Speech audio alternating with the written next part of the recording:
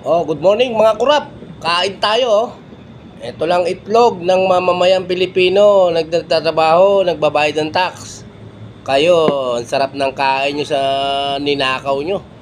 Sarap na sarap pa kayo. Hindi na kayo nahiya. Kami, paitlog-itlog lang. Kayo, nasa lamesa nyo, pera na nakalagay, hindi na pagkain eh. Bandyadong pera na. Pera na ba kinakain nyo? Hindi na ba pagkain mismo? Pera na? Nasa pagkainan nyo?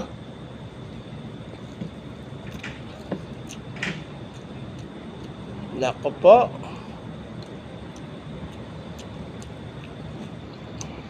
Na talaga. Itlog lang. Tapat na.